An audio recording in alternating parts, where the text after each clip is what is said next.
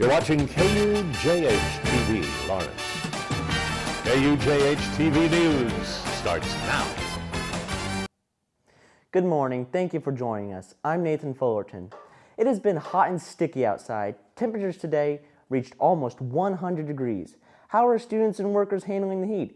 KJI reporter Julie Clay is here with more. Julie? Thanks, Nathan.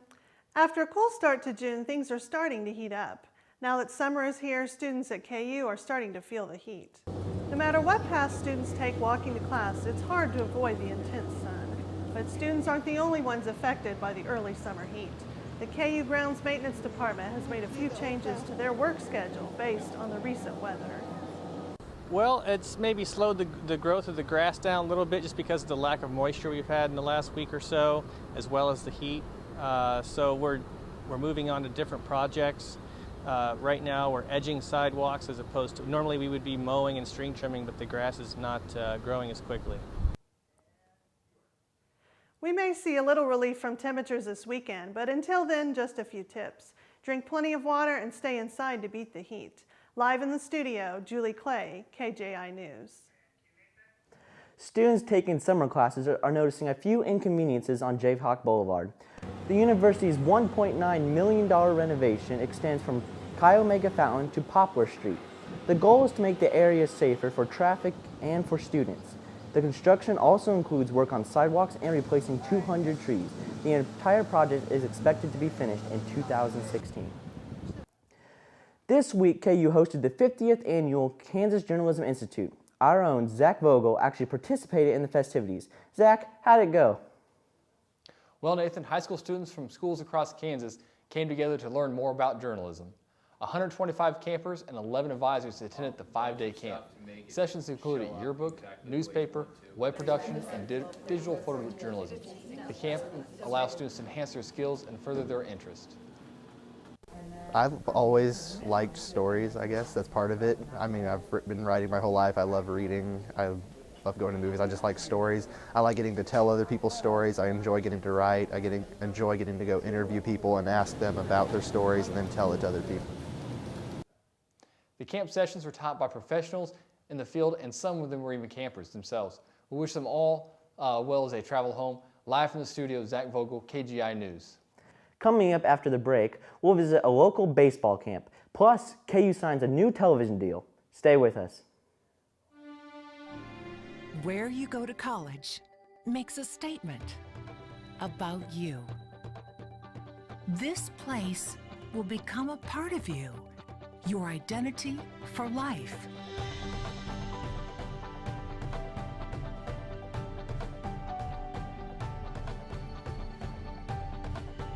The University of Kansas, a great place to be you.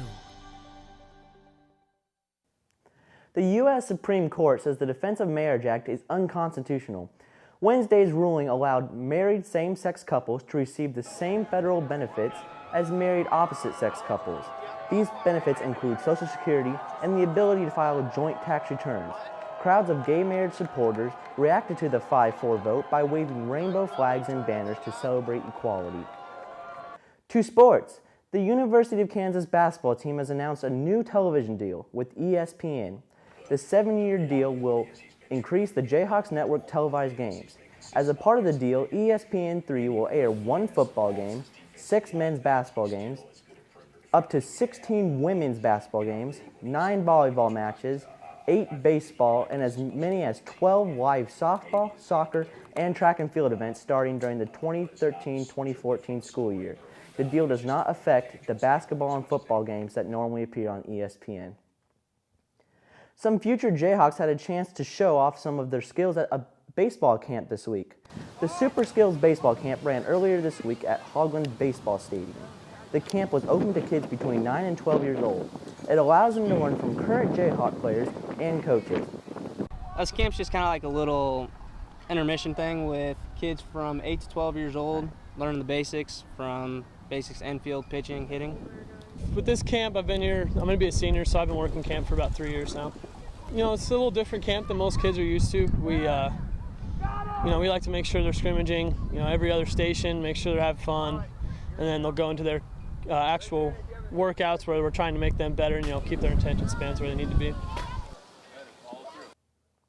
The baseball team will host one more camp next month for high schoolers. Before we say goodbye, I'd like to bring in David Houston. He's been working on our final video. David? Thanks, Nathan. You may have seen myself and Zach Vogel out and about shooting a video and talking to some of you. Right now, we'd like to leave you with the sights and sounds of the KJI festives. Travel home safely and rock chalk.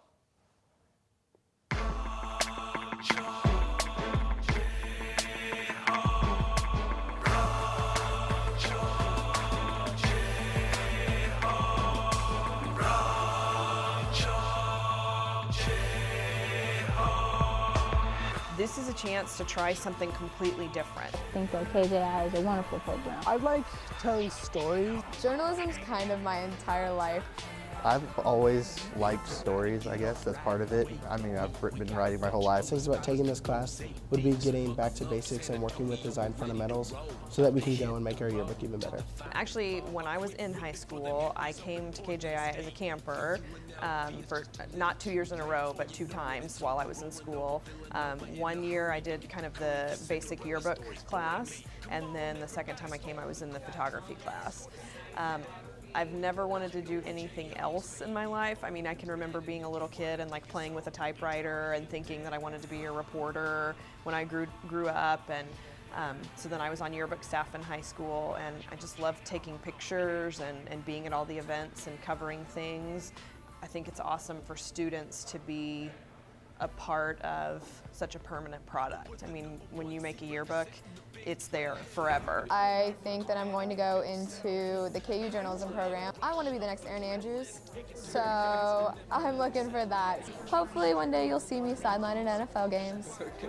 I guess I just want them to be educated about what's going on around them. I was the news editor. The news section is my favorite one, so I like getting to tell people about what's going on in their community, what's happening that's affecting their school and their district. We're just going around right now taking pictures. We're trying to capture a story in 5 pictures. That's our assignment right now. He said that it will be a good experience for the staff and the editors to go to KJI to get better perspectives and see different things. Shake it like it's Final Four.